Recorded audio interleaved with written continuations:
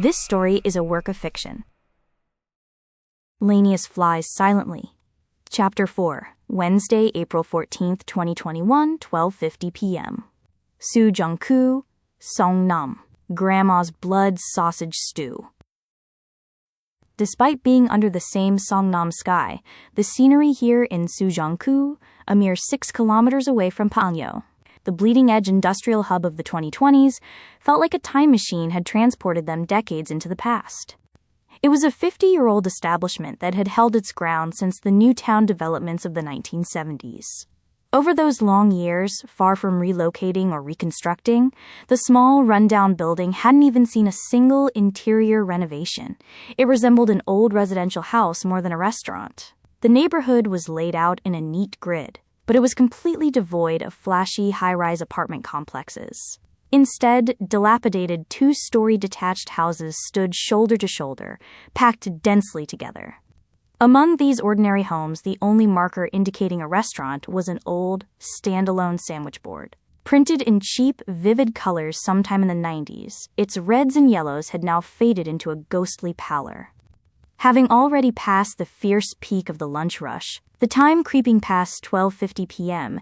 meant that whether the diner had seen a swarm of customers or none at all, the space was collectively reclaiming a leisurely, lethargic atmosphere. Sia, Ryu, took the lead, pulling the sliding door. Screech, the aluminum sash door, so stiff it was questionable if any bearings remained in the track, opened with a harsh, grating scrape. The moment they stepped inside, a thick, stagnant wave of heat, grease, and the heavy aroma of deeply simmered hearty pork bone broth washed over them due to the poor ventilation. It was a dense, sticky odor, the absolute antithesis of the artificial, sterile air conditioning Su-in Han had breathed just moments ago in the cold, 15-story glass monolith. The two sat facing each other at a reasonably empty corner table. No matter how vigorously the battered table was scrubbed with a rag, a distinctive stickiness lingered like a thin membrane, the result of decades of meat grease seeping into the surface. Su-in sat before that sticky table with her usual detached, emotionless face, while Sia, who had just tossed away her corporate ID, possessed a gaze gleaming with a raw vitality that felt entirely incongruous with the dilapidated diner. Just then, a hunched, stoic-looking elderly proprietress approached.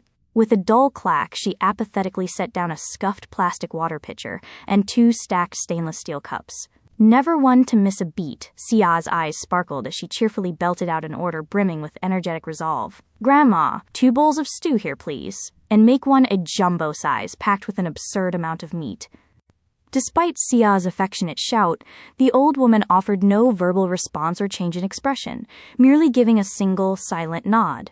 Then, dragging a hunched back that bore the weight of time, she trudged at a sluggish pace toward the kitchen, where massive cast-iron cauldrons boiled furiously. Sia dug into the pocket of her gray windbreaker and pulled out a crumpled piece of white A4 paper, smacking it onto the table with a sharp thwack. Having kicked down the fences of a collapsing corporate giant on her own terms, her inner state was currently surging with a fierce excitement for a new vision. That thrill seemed to burst from her sparkling eyes as she spoke. "So, we talked about attack drones last time. Even while I was coasting on the company dime right up until I quit, well, not stealing, just thinking deeply during company downtime, I scoured the corporate intranet. It seems the internet is completely cut off everywhere because I couldn't find a single scrap of information about the scarabs. Since we're totally in the dark, we can't just build an attack drone right out of the gate. First, we need to gather intelligence. Just a few days ago, Sia had been expressing physiological disgust at the mere mention of surveillance and espionage. Now, she was flipping her stance like a coin, insisting they needed to gather intelligence. Han Su-in twitched one eyebrow almost imperceptibly at her older friend's sudden shift. But that's exactly how espionage and surveillance start. Pierced right to the core, Sia waved her hands, hastily and innocently defending her morality. Her ethical compass, which instinctively rejected harming others, proudly puffed out its chest and immediately deployed a defensive logic. "Oh, it's totally different. We're not targeting people. We're targeting the monsters destroying the world, so we get a pass."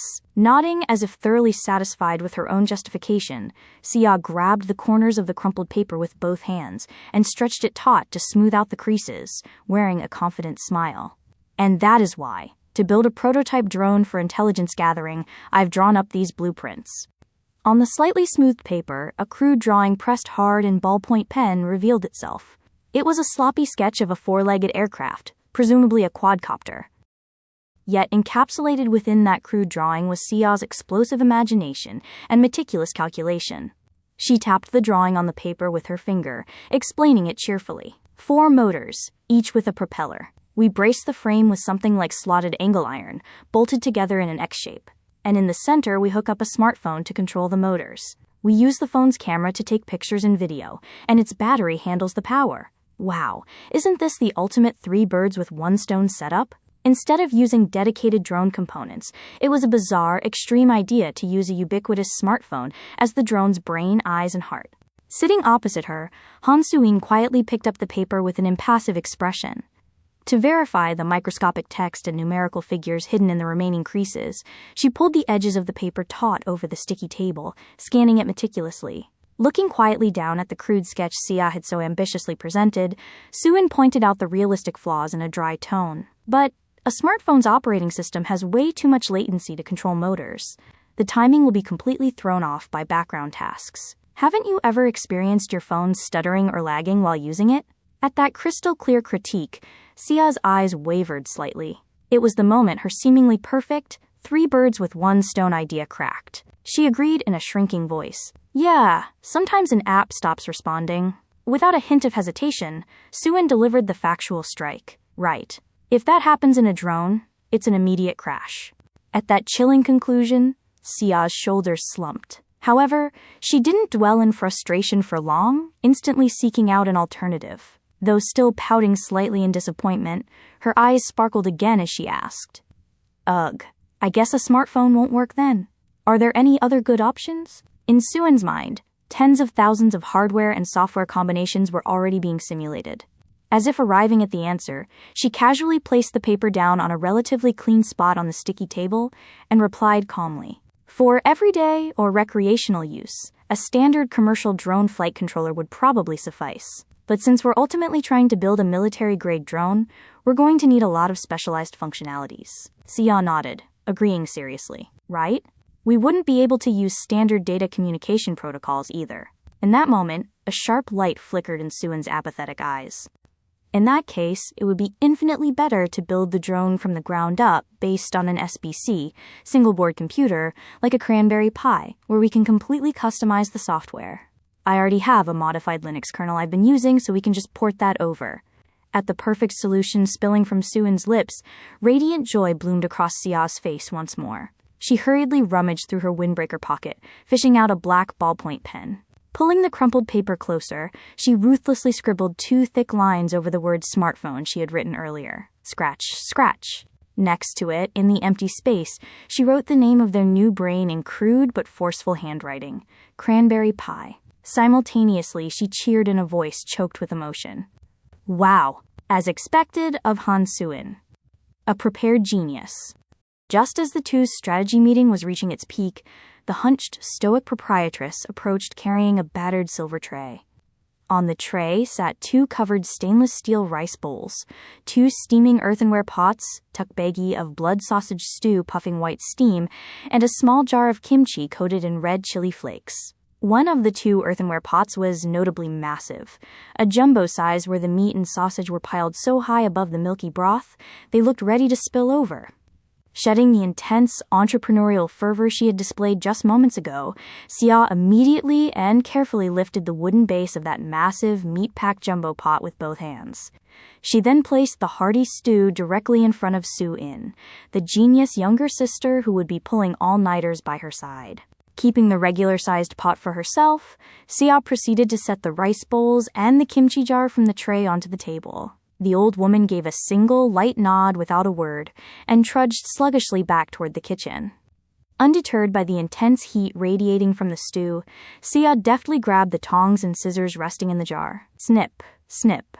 She pulled out the perfectly fermented Napa cabbage kimchi, snipped it neatly into bite-sized pieces for Suin, and piled them high on an empty plate. Suin pulled the seasoning caddy closer and scooped a generous spoonful of spicy red chili paste. Stirring the paste deep into her furiously boiling pot, she laid out a new prediction derived from her internal simulations. Also, if you just roughly bolt together some angle iron for a frame like that, the motor vibrations will rattle it loose, and it'll tear itself to pieces the moment it takes off. There's a reason Cobalt uses solid titanium frames with expensive dampeners. No sooner had that clear critique ended than Sia, without a second of hesitation, plunged her entire bowl of steamed rice directly into the earthenware pot. Plop! Gripping her spoon, she stirred the reddening broth and rice grains with rough, urgent motions. Her explosive energy and intuition, unbowed even before the massive wall of mega capital, boiled over just like the stew. Leaning her upper body forward, Sia spoke firmly. Suin, think about it. If we try to use a titanium frame like Cobalt, that's 5 million won just in material costs alone. We can't afford to play a game of financial attrition with them. Su-in's apathetic eyes wavered microscopically. She too quietly emptied her bowl of rice into her pot and began methodically mixing the stew's contents with her spoon. Faced with the stark reality of their lack of funds, she asked in a calm tone about a new workaround. Then how do you propose we compete? As if she had been waiting for that exact question, Sia's eyes sparkled as she waved her spoon in the air cheerfully. For example, instead of just using the motors for simple attitude control, what if we micro-adjust their RPMs to offset the vibration itself, like active noise canceling? It was a bizarre, brilliant idea, masking the fatal limitations of cheap hardware with the microscopic precision of software calculations. Looking thoroughly satisfied with her own idea, Sia scooped a massive bite of the rice and rich broth mixture and shoved it into her mouth. Watching her older friend chew the piping hot stew, tens of thousands of lines of code began cascading like a waterfall through Suin's mind as another simulation booted up. The logic of calculating vibration wavelengths and applying inverse phases to neutralize physical shaking.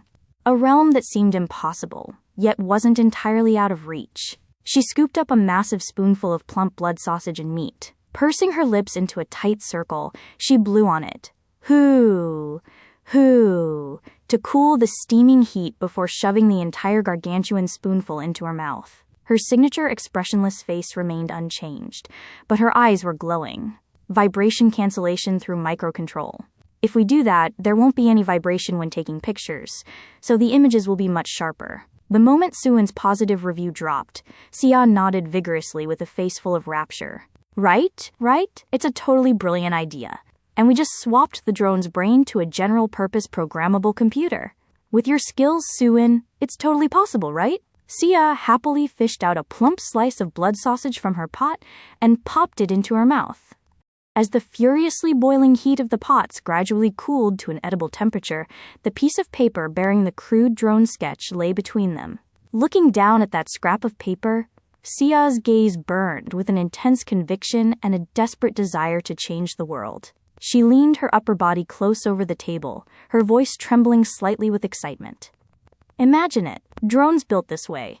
Cheap, mass-produced, buildable by anyone, defeating the scarabs. Then anyone, anywhere in the world, would have the power to fight back. It was a reckless yet radiant vision, born from her profound altruism and her desperate desire to protect others.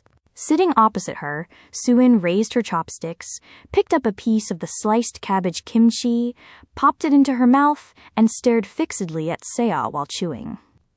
In her mind, two distinct paths were being weighed on a scale. Just an hour ago, in the opulent 15th floor executive conference room of Cobalt Group's Raptor Dynamics, she had been offered a massive golden cage in the form of $1 million salary. And now, sitting right in front of her, was an unemployed friend with an opaque bank account balance, who had dragged a beat-up, exhaust-spewing truck here to propose a reckless gamble to save the world. However, Suin's mind had already been made up the moment she walked out of the Raptor Dynamics building and climbed into that truck. You know, right? I'm an expensive woman. I just walked away from $1 million contract. Sia nodded with solemn determination and thumped her chest with her palm, as if telling her to trust and leave everything to her. I know. In return, I swear I'll never let you go hungry. I'll get you the highest spec computer, even if I have to steal it. Suin furrowed her brow slightly, offering genuine, earnest advice. Please don't actually steal. Sia laughed heartily, waving both hands. Of course not. You just write the drone programs you want to make. I'll hustle for the sales and bring in the funding. With that, their perfect division of labor was finalized. The one who would fight the war of capital, and the one who would fight the war of logic. Unable to contain her surging emotions, Sia abruptly grabbed the stainless steel water cup resting on the table. Hoisting it high, she shouted in a rapturous voice, as if she already owned the world, even though it's just water. Cheers. To acne. Soo-in let out a small, almost pitiful sigh, yet she raised her own cup and gently clinked it against her older friend's. Clink. The dull sound of cheap stainless steel cups, neither fine crystal nor filled with champagne, colliding filled the corner of the diner. Soo-in took a sip of water from her raised cup, set it down, and voiced her complaint. You could at least use Sprite for a toast. But seriously, why name it after pimples? Sia bristled, shouting defensively as if she had been deeply wronged. It's not pimples. It stands for affordable. Combat and navigation. Equipment. Clearly dissatisfied, Soo-in pouted and instantly synthesized a combination of words more to her liking. Wouldn't something like adaptive control and network engineering be better? Failing to reach a consensus, Sia whined. Ugh, I don't care. Let's just stick with acne. Looking at Sia, who was pouting with her lips sticking out, a very faint, warm smile spread across Soo-in's expressionless face. Her gaze gently brushed past the faint acne scars remaining on Sia's cheeks. Then, in a quiet, earnest voice, she spoke. Actually, I don't think acne is a bad name. It suits you. It's the physical trace left behind, where your white blood cells fought fiercely and died for your survival. It was a profoundly tender comfort, spoken like a true scientist, interpreting the visible pus and scars not as something dirty, but as metals earned from a fierce biological battle for survival. At those words, Sia sniffled, her eyes threatening to turn red for a brief moment, but she masked the awkwardness with her signature bravado. Even if it is acne, we're writing it in all capital letters. Over the sticky table of a dilapidated diner, reeking of deep-simmered pork bones, with the world's most humble toast of water, acne drew its first breath.